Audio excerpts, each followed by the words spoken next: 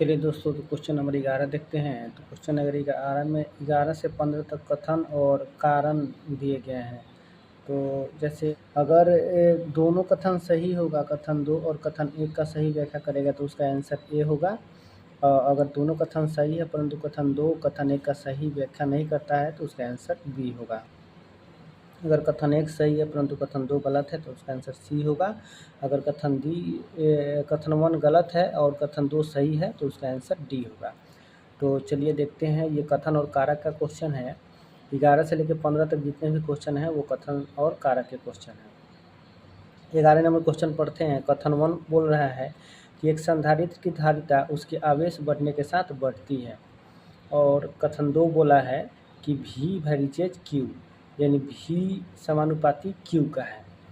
तो चलिए हम लोग समझ लेते हैं कि संधारित्र की जो धारिता है वो आवेश के बढ़ने के साथ क्या बढ़ती है या घटती है। दोस्तों यहाँ पे संधारित्र को हम लोग C से डिनोट करते हैं। संधारित्र को C से डिनोट करते हैं, यानी C क्या होता है, संधारित्र होता है। और V क्या होता है, V वोल्ट को दर्शाता है। और Q क्या होता है, आवेश होता है।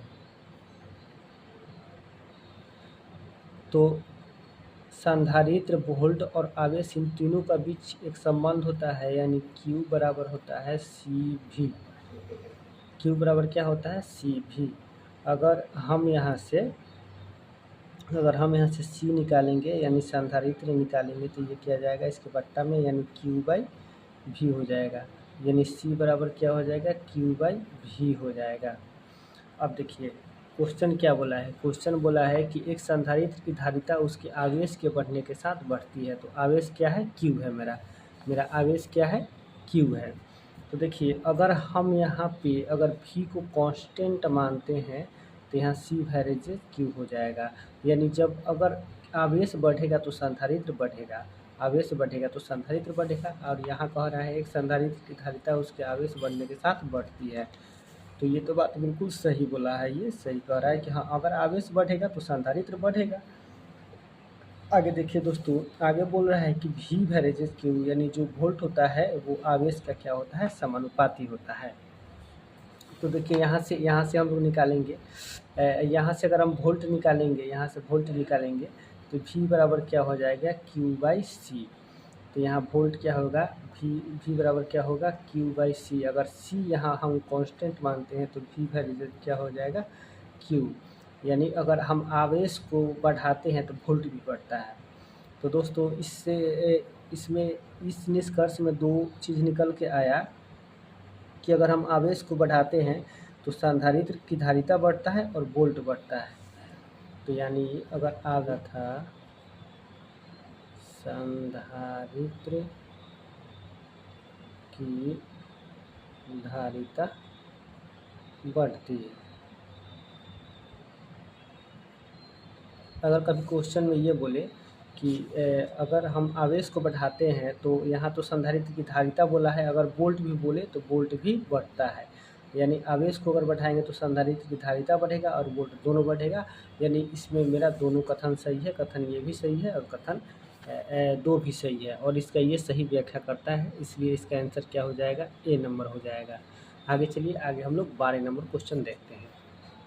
आगे देखिए 12 नंबर क्वेश्चन। तो 12 नंबर क्वेश्चन बोला है कि किसी विद्युत बल्ब को संचालित करने पर बल्ब तत्कालिक प्रज्वलित हो जाता है। और कथन 2 बोल रहा है तार में उपस्थित प्रकाश के वेग से चलता है।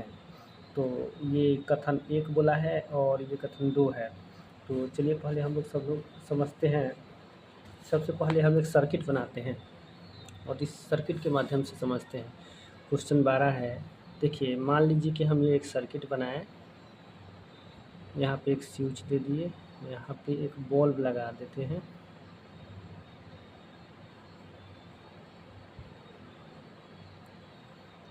मान के चलिए कि हम यहाँ पे एक स्विच दे दिए हैं, इसको बी से डिनोट करते हैं। यहाँ मान के चलिए एक बल्ब है, ये बल्ब है। तो देखिए दोस्तों, अगर हम इस सर्किट में अगर करंट फॉलो करते हैं, मान के चलिए कि यहाँ से अगर करंट फॉलो करते हैं तो ये पूरे सर्किट में करंट जाएगा और यहाँ स्विच है। तो जैसे हम इस स्विच को इस सर्किट के संपर्क में लाएंगे, इस पूरे सर्किट में क्या होगा, करंट फॉलो होना स्टार्ट हो जाएगा। इस सर्किट में पूरे सर्किट में करंट फॉलो स्टार्ट हो जाएगा। तो देखिए कथन जो बोल रहा है, किसी विद्युत बल्ब को संचालित करने पर बल्ब तो तत्काल प्रज्वलित हो जाता है। तो ये तो बात बिल्कुल सही है। अगर हम इसे संचालित करेंगे तो क्या हो जाएगा, बल्ब मेरा जल जाएगा। आगे देखिए, आगे बोला है तार में उपस्थित मुक्त इलेक्ट्रॉन प्रकाश के वेग से चलता है। देखिए अब इसमें जो भी इसमें जो करंट फॉलो होगा, जो भी करंट चलेगा वो प्रकाश के वेग से नहीं, ये इलेक्ट्रॉन वैद्युत चुंबकीय तरंगों के वेग से चलता है। तो ये जो कथन दो बोल रहा है कि इलेक्ट्रॉन प्रकाश के वेग से चलता है, ये गलत है। तार में उपस्थित मुक्त इलेक्ट्रॉन वैद्युत चुंबकीय तरंगों के वेग से चलता है, ना कि इलेक्ट्रॉन के प्रकाश के वेग से चलता है। तो ये कथन क्या हो गया, ये तो मेरा सही है और ये कथन क्या हो गया, गलत है। यानी कथन 1 जो है सही है और कथन 2 गलत है। तो इसका आंसर क्या हो जाएगा, सी नंबर होगा। जब कथन 1 सही है, कथन 2 गलत हो, तो इसका आंसर सी नंबर होगा। आगे चलिए हम लोग देखते हैं 13 नंबर। आगे चलिए दोस्तों, हम लोग चलते हैं 13 नंबर। तो 13 नंबर क्वेश्चन बोल रहा है नाभिकीय संलयन में ऊर्जा मुक्त होता है। और कथन 2 बोला है नाभिकीय संलयन के प्रक्रिया के बाद उत्पाद की कुल बंधन ऊर्जा मूल अभिकारकों की कुल बंधन ऊर्जा से कम होता है। ये कथन 1 और कथन 2 का कहना है। तो इसमें चर्चा किस बात की किया गया है, इसमें चर्चा मेनली नाभिकीय संलयन के बारे में किया गया है। तो सबसे पहले हम लोग समझ लेंगे कि ये नाभिकीय संलयन होता क्या है, कि नाभिकीय यानी न्यूक्लियर जो फ्यूजन है वो क्या होता है। तो नाभिकीय संलयन हम लोग कहते किसे हैं सबसे पहले समझिएगा नाभिकीय संलयन ये होता क्या है। संलयन देखिए दोस्तों, जब छोटे जब नाभिक मिलकर एक बड़े नाभिक का निर्माण करते हैं, हम लोग उसे क्या बोलते हैं, नाभिकीय संलयन। तो इसका परिभाषा क्या हो जाएगा, इसका परिभाषा होगा छोटे छोटे नाभिक मिलकर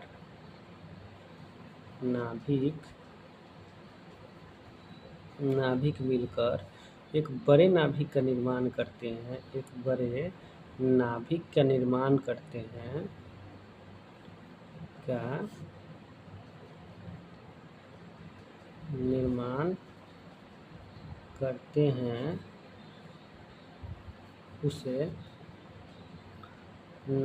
नाभिक का निर्माण करते हैं, उसे नाभिकीय संलयन कहते हैं। नाभिकीय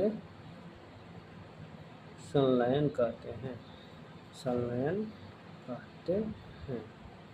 देखिए दोस्तों, जब छोटे नाभिक मिलकर एक बड़े नाभिक का निर्माण करते हैं, मान के चलिए कि ये हाइड्रोजन का एक नाभिक है और एक और हाइड्रोजन का नाभिक है।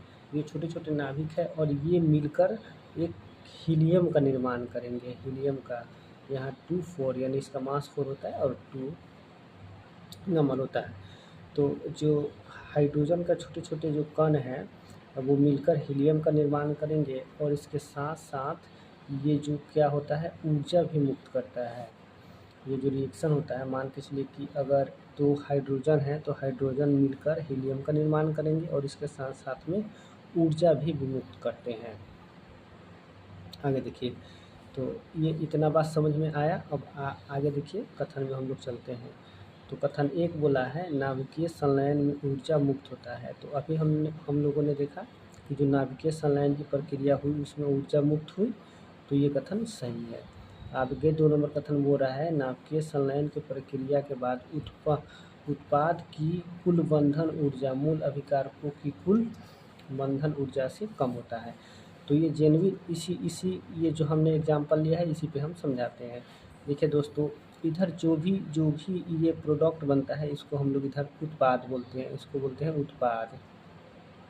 आगे ध्यान दीजिएगा, तो ये जो उत्पाद होता है, तो उत्पाद देखिए उत्पाद क्या बना है, ये हीलियम बना है और ये ऊर्जा बना है। तो ये हीलियम जो होता है इसको हम लोग दर्शाते हैं Eb2। यानी जो उत्पाद वाले जो तत्व बने हैं उसको EB2 से दर्शाते हैं। और इसमें ये जो दो ये जो मूल तत्व हैं इनको हम लोग EB1 से दर्शाते हैं।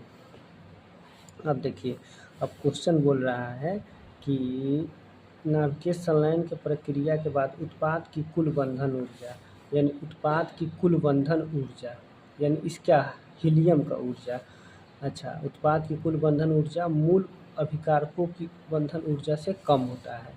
यानी क्वेश्चन बोल रहा है कि ये जो होता है इससे ये कम होता है, इससे ये कम होता है। देखिए दोस्तों, जब ये क्या होता है, जब ये शुरू में ये दो मूल कण है हाइड्रोजन, तो इन लोगों के पास शुरू में जो ऊर्जा होता है ये इससे ज़्यादा होता है। अब देखिए, जो शुरू में इसका एनर्जी था वो इससे ज़्यादा था, यानी EB1 का जो एनर्जी था वो EB2 से ज़्यादा था शुरू में। लेकिन जब ये दोनों रिएक्शन किए, जो मिल के जब हीलियम बनाए, तो हीलियम का जो एनर्जी है वो तो थोड़ा रह गया और बाकी जो एनर्जी है वो तो अलग रिलीज कर दिया। तो अब जो ये हीलियम का यहाँ जो एनर्जी बचेगा, वो ये जो उत्पाद का जो एनर्जी होगा, ये जो मूल जो कण था, मूल कण, इसके एनर्जी से ये कम होगा, इसके एनर्जी से ये कम होगा, यानी ये जो होता है इससे कम होता है। तो ये बात ये बिल्कुल सही बोल रहा है, यानी कथन यहाँ 2 भी सही है, यानी कथन 1 भी सही है और कथन 2 भी सही है, दोनों कथन सही है। कथन 1 भी सही है और कथन 2 भी सही है, दोनों कथन सही है। लेकिन ये जो है और ये कारण नहीं है, यानी नाभिकीय संलयन की ऊर्जा जो मुक्त होता है इसका ये कारण नहीं है, इसलिए कथन दोनों तो सही है, लेकिन कथन 1 का कथन 2 जो है वो कारण नहीं है, इसलिए इसका आंसर क्या हो जाएगा, D नंबर हो जाएगा। आगे चलिए हम लोग 14 नंबर देखते हैं। 14 नंबर क्वेश्चन बोल रहा है, एक बड़े सूखे सेल का विद्युत वाहक बल उच्च होता है, किसी सेल का विद्युत वाहक बल इसके आकार के समानुपाती होता है। तो आगे देखिए, विद्युत वाहक बल होता क्या है। देखिए, जैसे मान के चलिए कि ये मेरे पास सेल है, कोई सेल है, हमने ये कोई सेल लिया, 2 सेल लिया, ये मेरे पास एक सूखा सेल है, मान लीजिए कि मेरे पास सेल है, ये सेल है, 2 सेल है। तो इन दो सेलों के बीच जो विभवांतर उत्पन्न होगा, जो विभवांतर उत्पन्न होता है उसी को हम लोग क्या बोलते हैं, विद्युत वाहक बल बोलते हैं। यानी ये सेल मान के चलिए कि एक ये A सेल है और ये एक B सेल है, और इन दोनों के बीच जो विभवांतर उत्पन्न होता है, विभवांतर, इसी को हम लोग क्या बोलते हैं, विद्युत वाहक बल बोलते हैं। यानी जब सेल A और सेल B के बीच विभवांतर जो उत्पन्न होगा उसी को हम लोग क्या बोलेंगे, विद्युत वाहक बल बोलते हैं। अगर कहिएगा तो हम डिफिनेशन इसका लिख देंगे, विद्युत वाहक बल क्या है।